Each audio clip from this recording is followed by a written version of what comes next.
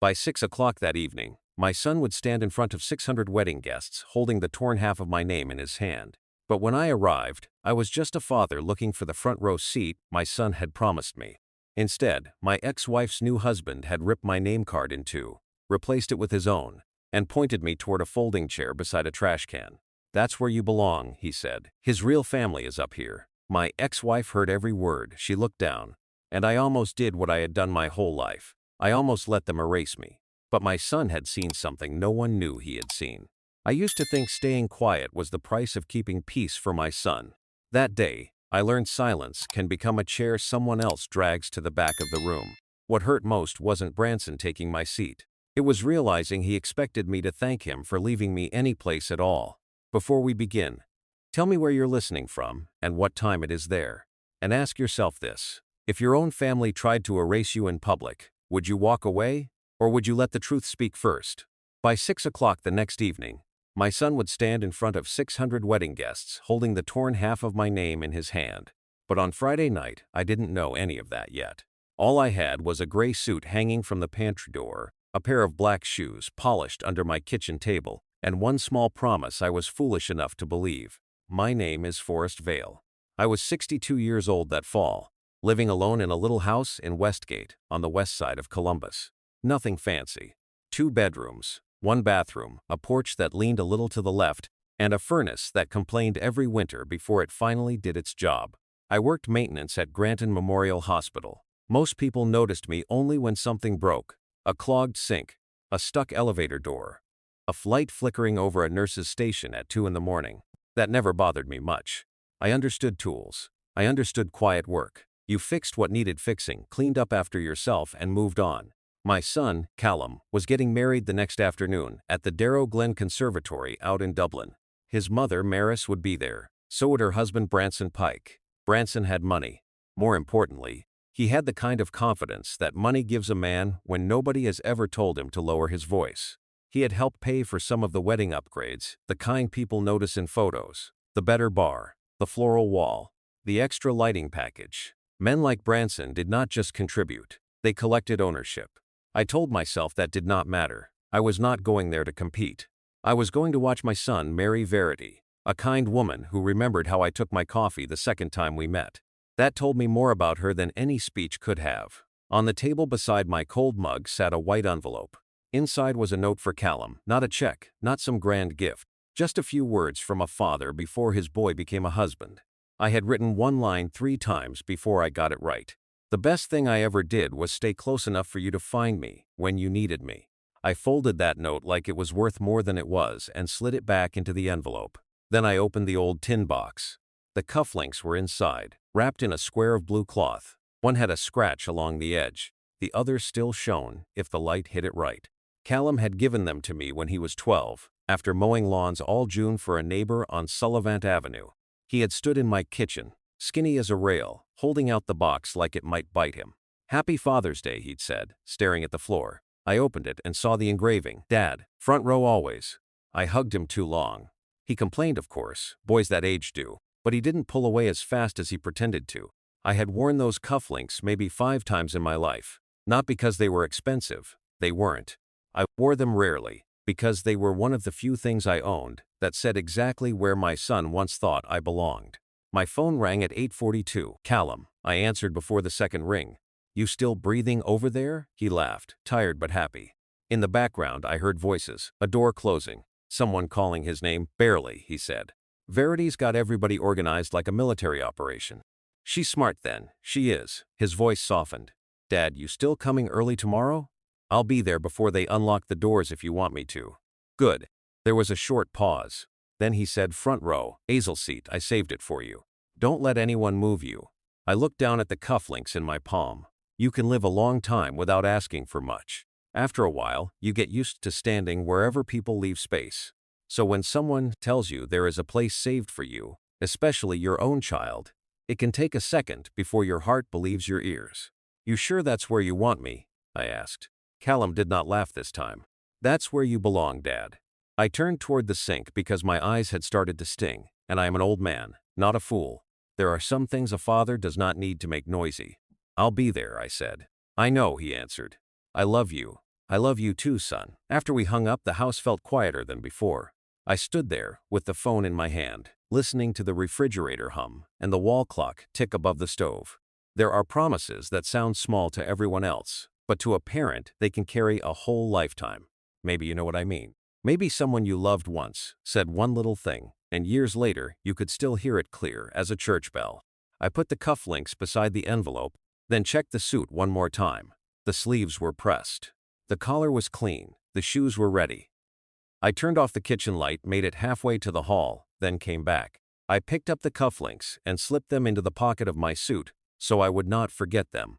Tomorrow would be fine, I told myself. By the time I pulled into the wedding venue, the next afternoon, I still believed my son's promise was stronger than Branson's money. It was not waiting. Only half of my name was. The drive from Westgate to Dublin took about 35 minutes, give or take traffic on 270. I left early because Callum had asked me to, and because I have always believed being late to your child's big day is a kind of carelessness you do not get to explain away. The closer I got to the venue, the cleaner everything looked. Stone entrance signs, fresh mulch, lawns cut so evenly they looked combed, houses with 3-car garages and no oil stains in the driveway. My old Buick rolled past them quietly, the way an old dog walks into a room full of show horses. I parked farther back than I needed to. There were spaces closer to the entrance, but they were filled with black SUVs, polished sedans, and a silver Range Rover I recognized as Branson's. I told myself I liked the walk. Truth was, I did not want my car sitting too close to all that shine. Before I got out, I checked my tie in the rearview mirror. Straight enough. I touched the cufflink at my wrist, then pressed my palm against the inside pocket of my jacket. Callum's envelope was still there. The Darrow Glen Conservatory looked like something from a magazine. Glass walls, white flowers, a gold-framed welcome sign, staff in black vests walking around with earpieces like they were running a political campaign instead of a wedding. At the check-in table, a young usher looked up from a tablet. His name tag said Mercer. Name, sir? Forrest Vale. He smiled politely, typed, then stopped. His thumb moved down the screen, then back up. His smile stayed, but it thinned. Mr. Vale, let me check something. I have heard that sentence in a lot of forms. Let me see where they put you. Let me ask someone. Let me find out if you belong where you think you belong. My son told me front row, I said. Acel seat.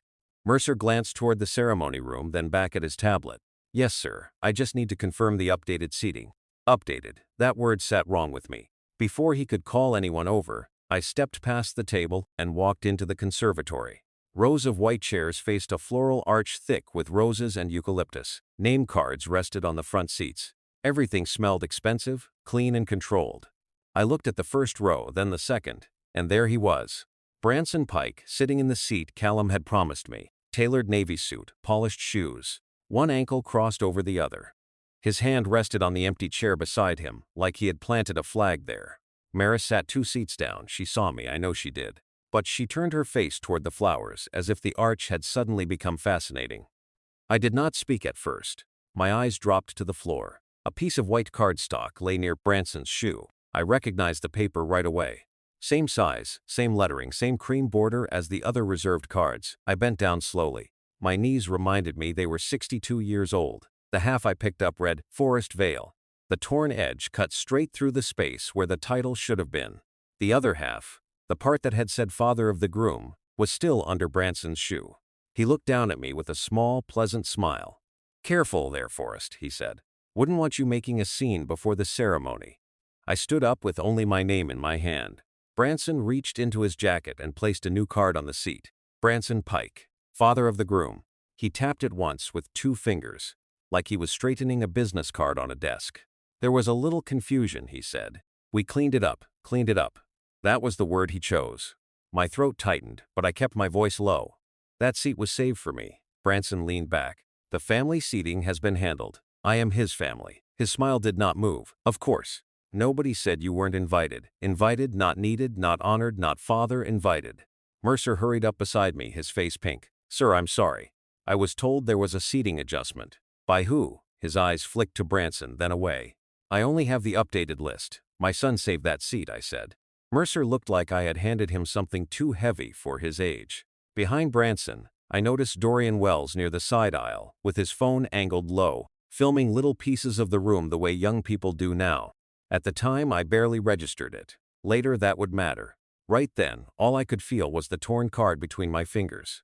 I looked at Maris again. For 1 second, our eyes met. She knew. That was the worst part. She knew exactly what had been done. Then she adjusted the bracelet on her wrist and looked away. Branson gave a soft sigh, the kind a man gives when he wants witnesses to think he is being patient. "Come on, Forrest," he said.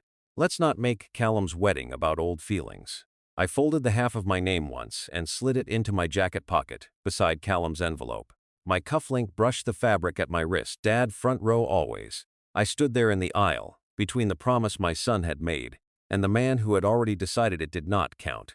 I thought losing the chair was the insult, until Branson pointed toward the service door and showed me where he believed I truly belonged. Branson did not even have to stand. He lifted one hand from the arm of my chair, the chair my son had saved for me, and pointed toward the far side of the conservatory. Near the service door, tucked between a stack of folded linens and a trash can covered in wrinkled black cloth, sat a single metal folding chair. Not part of a row, not lined up with the family seats. Just placed there like something staff might grab if they ran out of room. The legs were uneven on the stone floor. One corner rocked slightly whenever a server passed through the door behind it. A catering cart rattled somewhere in the hallway, and every time the door opened, I caught the smell of coffee, warm bread, and disinfectant. For a second, Nob spoke. That was the strange part about public cruelty. People did not always gasp. They did not always rush in. Most of them simply looked away fast enough to tell themselves they had not seen it. I kept my voice low. I would not hand Branson the scene he wanted. My son saved that seat. Branson's mouth curved, not quite a smile, more like he had heard a child misunderstand a rule. "Callum is busy getting married, Forrest. He doesn't need to manage seating drama. That card had my name on it." "Yes," he said, leaning forward a little. "That was the problem." A woman in the row behind him lowered her program. Mercer, the young usher, stared at the floor like he wanted it to open. Branson pointed again toward the folding chair. "That's where you belong. His real family is up here. There are words that slap you because they are loud. These were worse. They were calm. His real family." I looked at Maris, not because I wanted her back. That bridge had burned down so long ago, even the ashes were gone. I looked at her because she was Callum's mother. Because she knew better.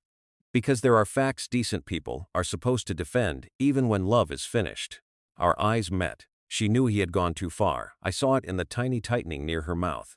Then she pulled her shawl closer and said quietly, "Forrest, please don't make this hard." That did it. Not Branson's smile, not the chair, not even the torn card, that sentence. "Please don't make this hard." People say that when they want the wounded person, to protect the person holding the knife. I felt my fingers close around the half of my name in my pocket. I thought about taking Branson's new card off that chair and tearing it the way he had torn mine. I thought about turning around and walking straight out the glass doors. I thought about raising my voice, so every guest in that room understood that I was not a stranger who had wandered into the wrong wedding. Then I thought of Callum somewhere upstairs, probably fixing his cuff or trying to keep his nerves steady. I thought of Verity in her dress. I thought of cameras, phones, and the way one bad moment can become the only thing people remember. So I did what I had been trained to do. I stayed controlled. That is not the same as staying weak. Mercer stepped closer, red-faced. "Sir, I'm really sorry.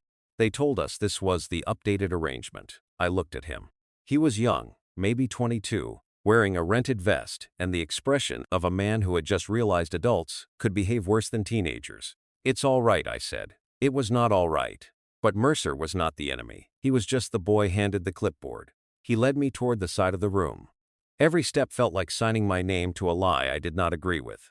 A few guests watched me pass. A few suddenly became very interested in flowers, shoes, or their phones. I sat on the folding chair because standing would have drawn more attention, and because part of me still believed I was protecting my son. The ceremony had not started yet. Soft music played near the front. The floral arch looked beautiful from where I sat, though I could only see half of it.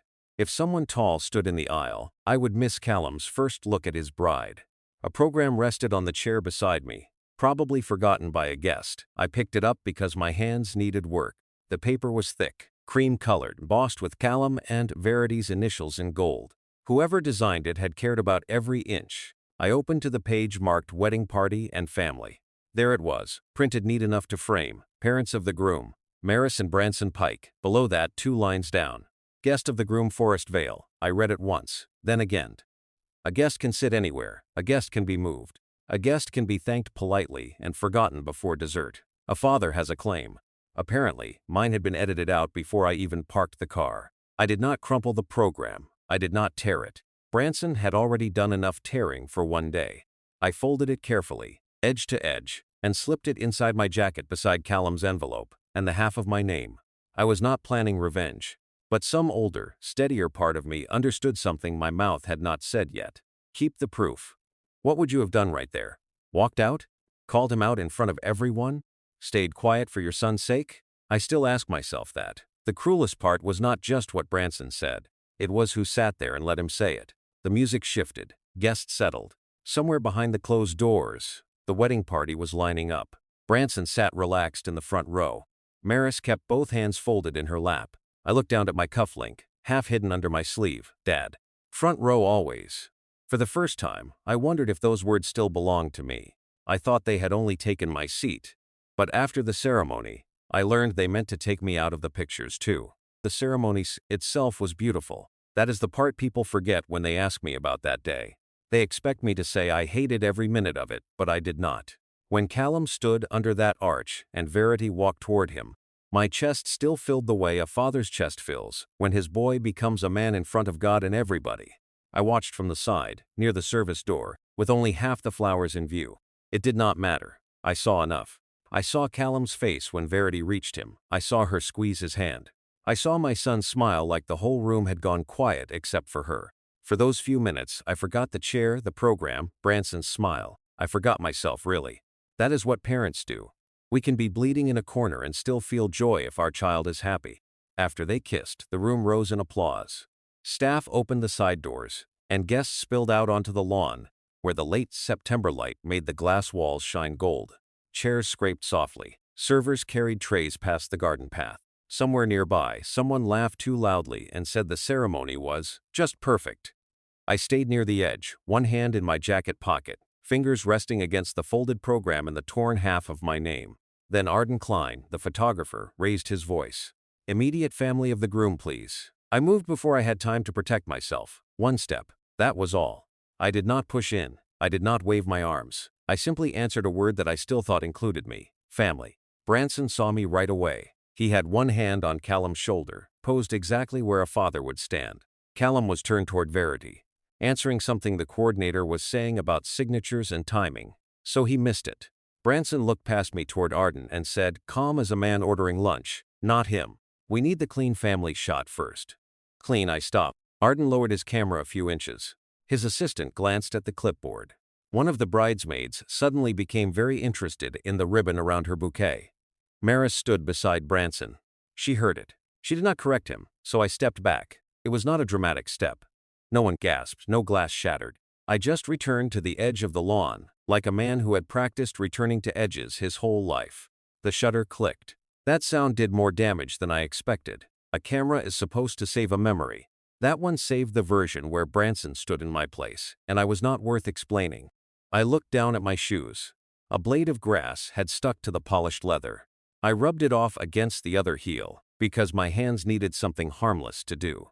Near the garden wall, Dorian Wells, Callum's best man, still had his phone in his hand.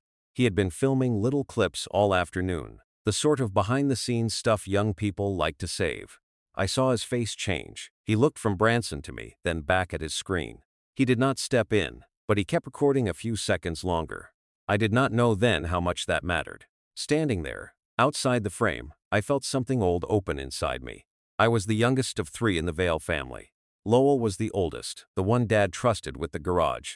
Corliss was the daughter Mom worried over, the one who needed help getting settled. I was Forrest, the handy one, the steady one, the easy one. When my father died, Lowell got the garage because it made sense. Corliss got help with a down payment because she had kids to think about. I got Dad's old toolbox because Mom said, "You'll use it more than anyone." She was not trying to hurt me. That was the hardest part. Some wounds come wrapped in common sense. When Mom had her stroke, Lowell said I lived closest. Corliss said I was better with practical things. So I took night shifts at the rehab center, fixed her sink, argued with insurance companies, and sold the little base boat I had saved for years to cover what Medicare would not.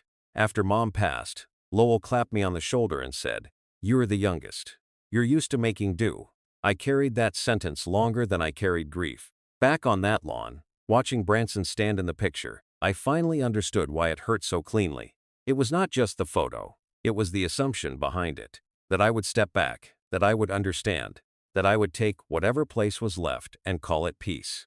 Have you ever been cropped out of a family memory while standing right there? Not because you were absent, but because someone decided the picture looked better without you in it? Arden moved on to the next shot. Branson laughed with one of his relatives. Maris checked her hair in a compact mirror as if nothing unusual had happened. Dorian looked across the lawn at me.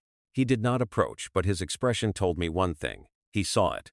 I reached into my jacket and touched the program, the torn card, then the cuff link under my sleeve. Dad. Front row always. I did not leave. I told myself again that this was Callum's day. But that sentence was getting harder to believe. Branson smiled for that clean family shot. He did not know my son had already asked someone to record anything that looked dirty. After the photos, guests drifted toward cocktail hour like nothing unusual had happened. That is how these things work. One man gets pushed out of a family picture, and 5 minutes later somebody is asking whether the crab cakes have mustard in them. I stood near the edge of the glass-walled room with a cup of ice water in my hand. The ice had already started to melt. Servers moved past me with trays of stuffed mushrooms and little pastry cups I could not name. Overhead, the late sun came through the conservatory roof and made every glass, fork, and wedding ring sparkle. Branson loved that kind of room. Moved through it like a man campaigning for office. Handshakes, shoulder pats. A laugh just loud enough to pull attention. I watched him lean toward a man in a gray suit and say, "We wanted to give Callum the wedding he deserved. We." That word had weight. It opened a door in my mind I usually kept shut. The truck was a 2004 Ford, white once, though by the time I sold it the Ohio winters had eaten rust into both wheel wells. It had a driver's door you had to lift before it would close right. And the heater took 10 minutes to remember its purpose. But it got me to Granton Memorial through snow, rain, double shifts, and mornings when my back said stay home. In spring of 2016, Callum called me late. He was 21, a junior, trying to sound grown. "Dad, it's not a big deal," he said, which is how I knew it was. There was a tuition balance. If it was not cleared, he could not register for the next term. He said he could take a semester off, work more hours, figure it out. I told him, "Let me look at it." The next day I drove that Ford to a used car lot off West Broad. The salesman walked around it with a clipboard, tapping rust spots like he was counting sins. The offer was lower than I hoped. I almost took the keys back. Then I pictured Callum packing up his dorm room because of a balance due. So I signed. When I set the key on that desk, it felt heavier than metal had any right to feel. I took the money, got a cashier's check, and rode with a coworker to the college financial office. The woman behind the counter stamped the receipt and said, "He'll be cleared by morning." I waited until I was outside before I called my son. "Registration's handled," I told him. He got quiet. Then he said, "Dad, how?" "Just some rearranging, that was all." A few days later, Maris told him, "Branson helped us handle it. He knows people." I heard that version from Callum weeks after. I could have corrected it. I could have said, "No, son, I sold the truck I used to get to work." But he sounded relieved, young, grateful to anyone who had made the problem go away. And I was tired, so I let the lie sit. At the time, I called it protecting him from adult mess. Standing there at that wedding, watching Branson take credit for things he had never carried, I finally understood what silence can cost. Have you ever paid a price nobody saw, then watched someone else take the credit? If you have, you know it is not the money that hurts most. It is being erased from the sacrifice. Back in the conservatory, Branson was still performing. "The Pike family believes in doing things properly," he told someone. "If you're going to celebrate, celebrate right." I looked down at my hand around the water cup. I could still feel that Ford key leaving my palm. Branson had bought a better bar package. I had sold the vehicle that got me to work. Both of us had paid for something. Only one of us paid from the bone. What I did not know then was that Callum had already started seeing the cracks. I learned it later. A week before the wedding, Lenora Voss, the planner, emailed him the final program proof. He opened it in the apartment he shared with Verity, expecting to skim flowers and timing. Then he saw it. Parents of the groom, Maris and Branson Pike. Guest of the groom, Forest Vale. Callum called Lenora right away. She sounded uncomfortable. Mr. Pike was very specific about the family titles, she said. He told us your mother approved the final arrangement. Callum did not raise his voice. That is one thing he got from me, for better or worse. He simply said, "Send me every version of that page." Then, earlier that very wedding day, in the groom's suite, while the other men joked around and fixed their ties, Callum pulled Dorian aside. "If anyone tries to move my dad," he said, "don't argue. Record it." Dorian asked, "You really think it'll come to that?" Callum looked toward the door. "I hope not. That is the part that matters to me." My son was not looking for a fight. He was hoping the people around him would do the decent thing. They did not. At cocktail hour, I knew none of this. I only knew the room felt too bright, my jacket felt too tight, and Callum's envelope was still in my pocket. For a moment, I thought about placing it on the gift table and walking out. I could spare everyone the discomfort. I could do what I had always done. Step back before anyone had to ask twice. Then my thumb found the cufflink under my sleeve. "Dad. Front row always," so I stayed, not because I felt strong, because some stubborn part of me still believed my son had meant what he said. I was still thinking about leaving when Dorian found my son in the hallway and showed him the one thing Branson never expected a quiet man to have: proof. Proof has a strange weight. You can carry it in a phone, in a folded program, in half a name card. It weighs almost nothing in your hand. But once somebody sees it, the whole room can shift. I did not know any of that while I sat near the edge of the ballroom. The reception had begun to look perfect. White flowers, candlelight, polished silverware, a sweetheart table for Callum and Verity near the front. A small live stream camera sat near the DJ booth with a red light glowing, sending the toasts to relatives who could not travel. From my place near the service side, I could see Branson at the family table, laughing with a glass in his hand. Maris sat beside him, composed as ever, like the day had gone exactly as planned. Maybe for her it had. Callum's envelope still rested inside my jacket. More than once, I thought about putting it on the gift table and leaving before the speeches. I told myself that would be kindness. Quiet exit, no trouble, no uncomfortable questions. That is how a man lies to himself when he has spent too much of his life stepping aside. What happened next, I learned later from Callum, Verity, and Dorian. Dorian found my son in the hallway behind the ballroom. It was narrow back there, with beige walls, a service cart pushed near the end, and music leaking through the doors in soft bursts every time a server passed. "Callum," Dorian said, "you need to see this." Verity followed them because she knew his face. That is what a good partner does. They hear the words you do not say. Dorian played the video. First Branson in the front row, then the torn name card. Then Branson pointing toward the folding chair near the service door. Then the lawn. The family pictures. Branson's voice clear enough to cut. "Not him. We need the clean family shot first." Callum did not interrupt. He watched the whole thing once. Then he said, "Play it again." The second time, Verity watched too. She did not make a scene. She just went still. Dorian also handed Callum the other half of the card, the piece I had not been able to pick up. "Father of the groom." Callum held it next to the half with my name. Two broken pieces making one ugly truth. "He did it in front of people," Callum said. Dorian looked miserable. I didn't know if I should step in. "You did the right thing," Callum said. "You kept it." Then Dorian showed him the email Lenora had forwarded after Callum pressed her earlier that week. Branson's words were right there. "Move Forest Vale to guest seating near service if he objects. He won't make a scene." I have read that sentence since. He won't make a scene. Branson had counted on my decency like it was a lock on a cage. Callum leaned against the hallway wall for a moment. Inside the ballroom, people were laughing.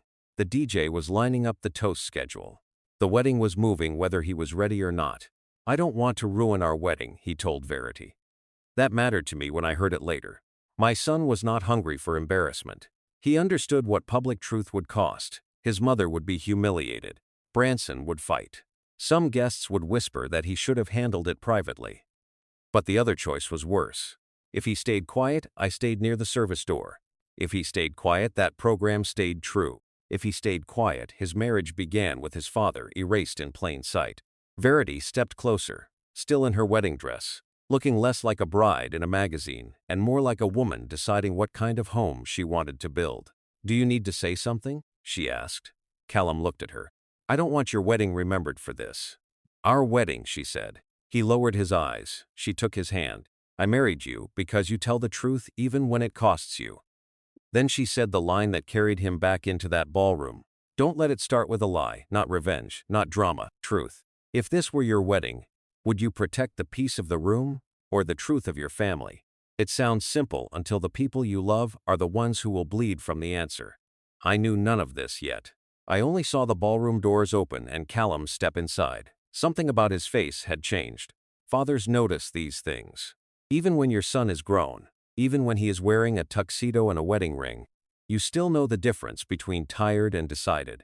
My first thought was, please son, not for me. That was the old part of me speaking.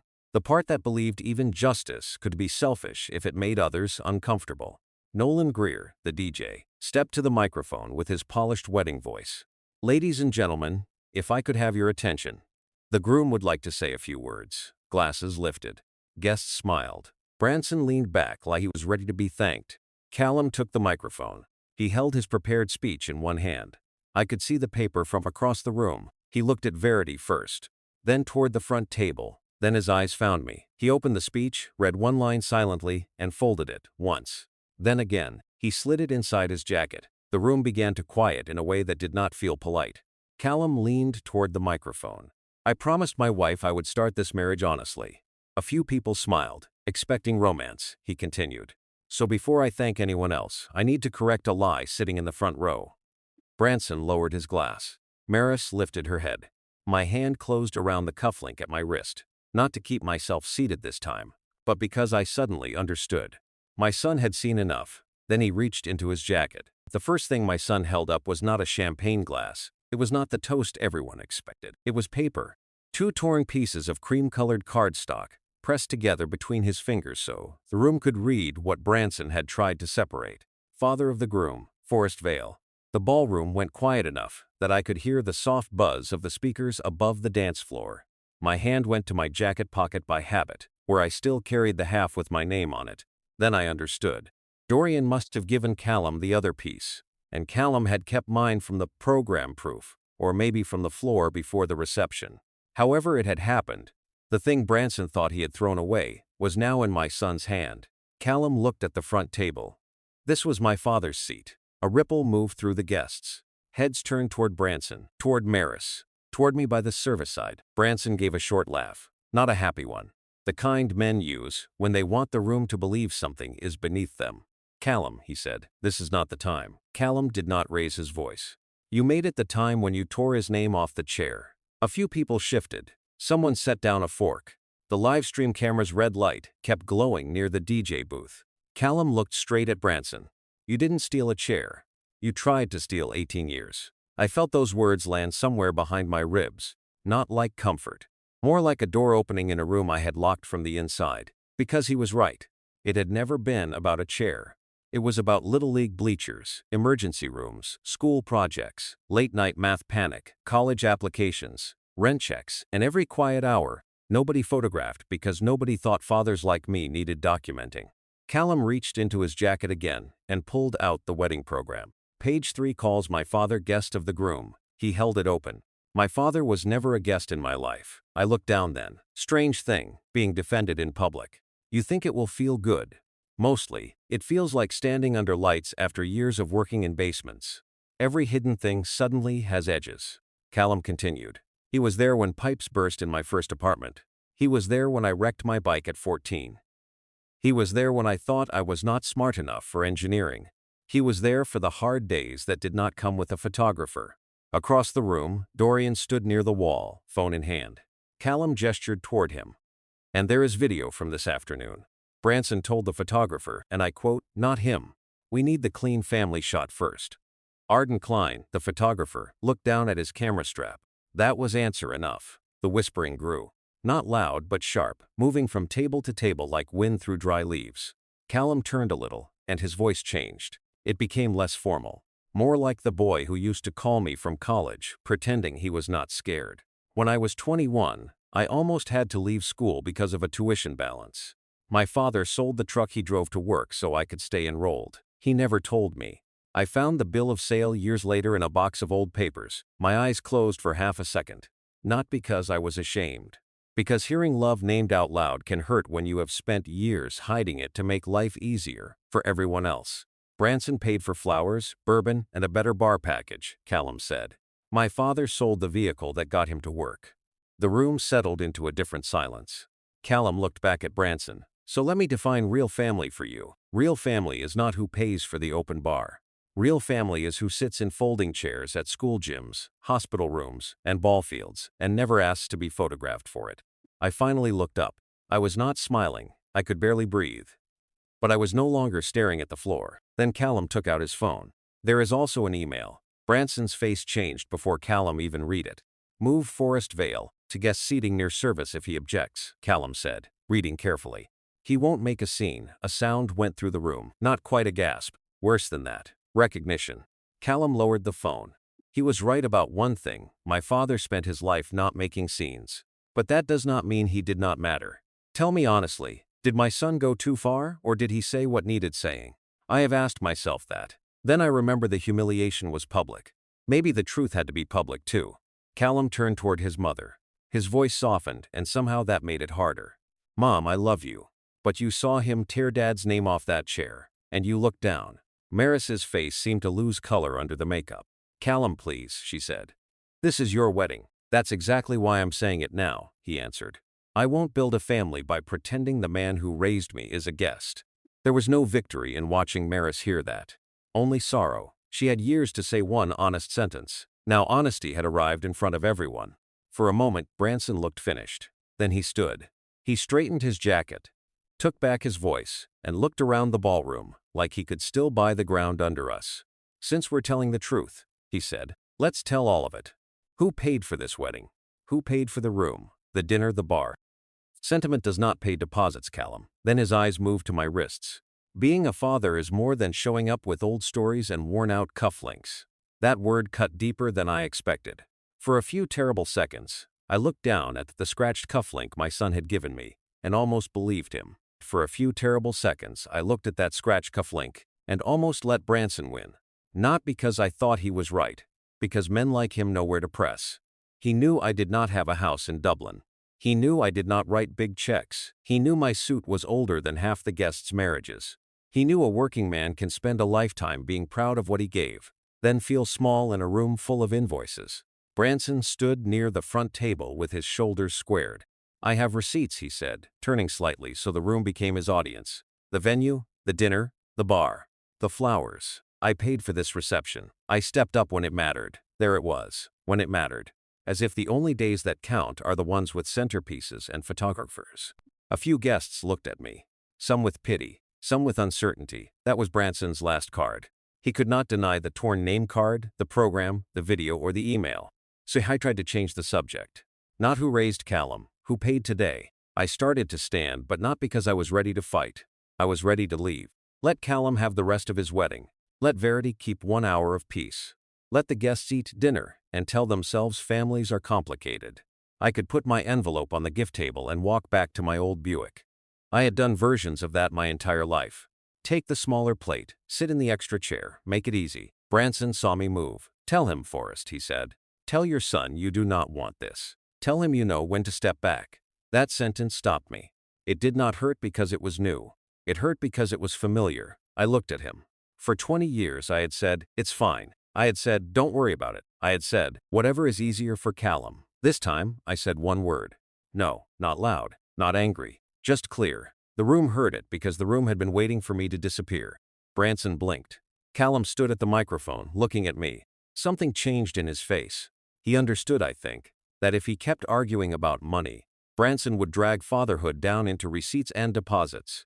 So my son stopped arguing. He looked at Branson and said into the microphone, you are right about one thing. You paid for a room. Then he stepped away from the mic.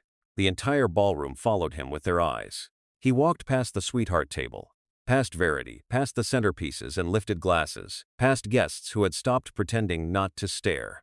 He came all the way to the side of the room where I stood near that folding chair and the trash can hidden under black cloth. He held out his hand. Son, I said, don't do this. Not today. Callum's voice was lower than the microphone had made it, but it carried enough. You taught me not to let a lie stand just because it's convenient. I looked at his hand, then at the cufflink. That little piece of metal had carried a promise all day. Now the promise had a voice, a wedding ring, and my son's hand reaching for mine, so I took it. The room stayed silent as we walked. The folding chair remained behind us. The service door stayed behind us. The place Branson had assigned me was empty before I even reached the aisle. At the front, Branson stood in front of the seat he had stolen. Callum did not touch him. He did not say, "Move." He just stood there beside me. 600 people understood. Branson looked at the room, then at Maris, then at Callum. Nobody rescued him, not even Maris. Slowly, with all the dignity he could pretend to have left, Branson stepped aside. Verity came down from the sweetheart table. Her dress brushed softly against the floor. She pulled out the chair and looked at me with eyes that were wet but steady. Then she hugged me, not for show, not for the cameras. She leaned close and said, "Thank you for raising the man I married." The microphone did not catch all of it, but enough people heard. Enough people understood. The applause began somewhere near the back. One table, then another. Then the sound rose until it filled the room and shook loose something I had been holding for years. I did not look at Branson. I looked at my son, then at Verity. And for the first time that day, I did not touch my cufflink to remind myself where I belonged. I already knew. In the week after the wedding, Branson tried to call it a misunderstanding. That did not last. Lenora Voss sent Callum the original seating chart and the email about updated family titles. Arden Klein sent the untouched photos, including the one where I stood outside the family line. Dorian sent the full video. The toast clip spread first through face texts, then through local circles, then far enough that strangers started quoting the line, "You didn't steal a chair. You tried to steal 18 years." Branson did not lose everything overnight. Real life is rarely that neat, but he lost the one thing he had wanted in that room, the image of being the man who replaced me. After that night, nobody who had been there could pretend they did not know who Callum's father was. 3 days later, Maris called me, not to apologize, but to ask why I had let our son embarrass her husband, and I was sitting at my kitchen table when Maris called. 3 days had passed since the wedding, but my house still looked like the night before it. Same old clock above the stove, same refrigerator hum, same chair with the loose rung I kept meaning to fix. Only the table had changed. The torn name card lay in front of me, taped carefully down the middle. The tape did not hide the tear, and I did not want it to. A clean repair would have felt dishonest. That line through the paper was proof. Not that I had been broken, but that someone had tried to break the truth and failed. Beside it was the wedding program, folded open to the page that called me guest of the groom. The envelope I had meant to give Callum was there too, still sealed, and next to all of it sat the cufflinks. Maris's name lit up my phone. I let it ring twice. When I answered, she didn't say hello like a woman calling with regret. Her voice was tight, controlled, already building a defense. "You could have stopped him." I looked at the taped card. "Stop who?" "Callum," she said. "He did not have to embarrass Branson in front of everyone." There it was. Not "I'm sorry." Not "Forrest, I should have spoken up." Not even "Are you all right?" Just the damage report. I thought of the folding chair by the service door. The trash can dressed better than I had been. The program. The photograph. Maris turning her face toward the flowers while Branson called himself my son's real family. "You're upset because people saw it," I said. She exhaled sharply. "That is unfair." "No," I said. "It is accurate. Weddings are stressful." Branson felt attacked. Callum was emotional. I listened to her for a few seconds. Once, that would have been enough to pull me back into the old script. I would have softened my voice. I would have said I never meant to cause trouble. I would have apologized, just to end the conversation. Not this time. "Maris," I said, "I stopped myself for 20 years. That was the problem." Silence. Then she said, quieter, "You're really going to put this all on me?" I did not make him tear my name. I did not make him send that email. And I did not make you look down. My hand shook a little when I ended the call. Not from weakness, from release. Branson tried to call it a misunderstanding for about a week. That is what people call things when the truth has witnesses. Lenora Voss stopped answering his event inquiries. A business contact canceled a golf meeting after the clip traveled through half of Dublin. Arden's untouched photos showed me standing outside the family line. Dorian's video settled every version Branson tried to invent. He did not lose his house. He did not become poor. Life is not that neat, and I would not insult you by pretending it is. But in that circle of people, he became the man who stole a father's chair and lost it in front of everyone. Several weeks later, Callum and Verity came over after their short honeymoon. They brought takeout from the little Italian place near Grandview, because my son knows I would rather have warm lasagna than another vase of flowers. We sat at the kitchen table, The three of us, eating out of black plastic containers like the whole world had not tilted and settled again. Verity noticed Dad's old toolbox in the corner. "Was that your father's?" "Shit," I told her a little. Not the whole history, just enough. How Orson Vale had kept every wrench in the same place. How I got the box because everyone said I would use it. How sometimes the smallest inheritance can carry the heaviest story. Callum listened without interrupting. Then he reached into a folder and placed a photo on the table. It was not the formal portrait. It was the moment in the aisle when he held my hand and led me back toward the front. My shoulders were straight in that picture. I was not smiling exactly, but I was not shrinking either. On the back, in Callum's handwriting, were 7 words. "Dad, you were never in the back." I had to set the photo down for a moment. Callum noticed the cufflinks beside the program. He picked one up and turned it between his fingers. "I remember buying these," he said. "I thought they were the fanciest thing in Ohio." "They were," I said. He smiled, then read the engraving softly. "Dad. Front row always." The kitchen went quiet in a good way. Then Callum looked at me. "Can I have one?" I stared at him. "One for you," he said, "one for me. So we both remember where the front row really was." I took one cufflink from the pair and placed it in his palm. For years, those cufflinks had been something I held onto when I needed proof that my son once saw me. Now I could give one away, because I no longer doubted it. That is different. Have you ever had someone finally see what you carried in silence? It does not erase the years, but it changes the way you carry them. After they left, I placed the photo beside Orson's old toolbox. The box no longer felt like the leftovers I had been handed. With those tools, I had fixed broken things. With that truck, I had gotten to work until I sold it for my son. With these hands, I had built a life Branson could not buy. The mended name card stayed on the table. The tear was still visible. I liked it that way. Some things do not have to look untouched to be whole again. Callum kept one cufflink, I kept the other, and I finally understood that the front row was never the chair Branson stole. It was the place my son had kept for me all along. This was not the day I got my seat back. It was the day I stopped believing anyone else had the right to move me.